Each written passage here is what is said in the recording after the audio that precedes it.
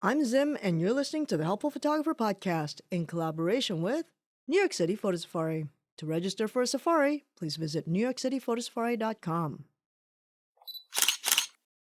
I've been thinking a lot about operating temperatures recently because I'm headed to Antarctica at the end of this year. A while ago, I came across a photographer online. I can't remember if it was a blog post or a YouTube video, and honestly, it doesn't really matter. But they said something like, if the weather is uncomfortable for you, then it's uncomfortable for your camera too. And their conclusion was that you probably shouldn't take your camera out into that environment. And my first thought was, seriously? Because if that were true, living here in the Northeast, I'd never shoot outside for half the year. And what about those jaw-dropping National Geo shots in the Arctic or the Sahara? You think those photographers are just hanging out in cozy, climate-controlled comfort? I don't think so. So yeah, the idea that you should only use your camera when you're feeling comfortable outside? Pretty ridiculous.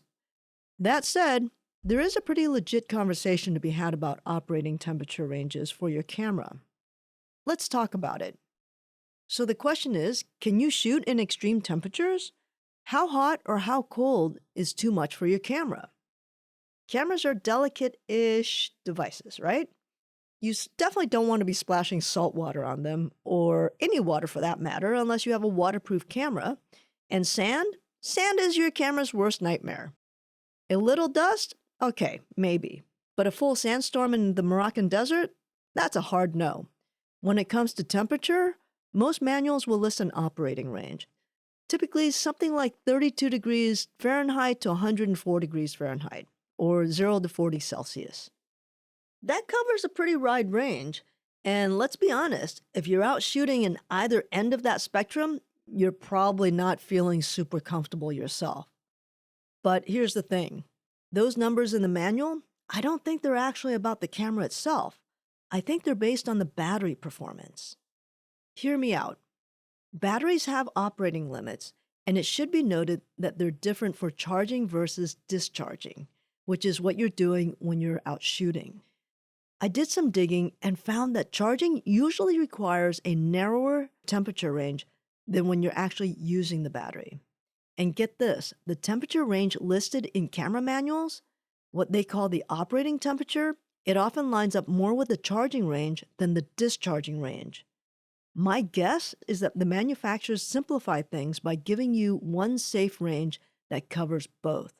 And to be fair, most people aren't shooting outside either on the low end or the high end of the operating range anyway. But let's be real. Who's charging batteries in sub-zero temperatures or in 100-degree heat? Most people aren't shooting outside on the far ends of the recommended operating range anyway, right? But let's be real. On the charging side, who's charging batteries in sub-zero temperatures or at 100-degree heat? Hopefully when you're charging those batteries, you're inside in some heated or air-conditioned space while your batteries are charging. And yeah, I know there's probably that 1% of people who do need to charge in extreme environments, but seriously, how often do you find a plug in sub-freezing temperatures and you're going to say, I'm going to plug into that and let my batteries charge, right? So unofficially, in my humble opinion, your camera can probably handle a bit more than what the manual says as long as your battery's holding up and you're not charging in extreme conditions. Expedition photographers do it all the time. If you want to know your battery's actual limits, just Google your specific battery model. You might be surprised. Now, a quick note for the video shooters out there. Long recording sessions, especially in the heat, can definitely cause overheating, even with still photography. If you're rapid firing hundreds or thousands of images, like at a sporting event or a wedding, you can generate some serious internal heat. And a lot of that is going to come from not only the processor, but your battery as well. So if you're shooting in hot weather, let's say 100 degrees Fahrenheit and up, and you notice your camera getting warm, give it a break. Pop out the battery and open the compartment and let it cool off, and maybe swap in a fresh, cooler battery. It's a small move that can keep you going longer. Also, just to cover the other end of the spectrum, if you're shooting in cold temperatures, like under 40 degrees Fahrenheit or around 5 degrees Celsius, you're not going to get as much life out of your batteries. They drain faster in the cold. So keep your spares in your pocket and keep them warm until you need them. So, this whole idea that you should only shoot when you're feeling comfy outside, total nonsense. Push through it, dress for the weather. Your camera's probably tougher than you think.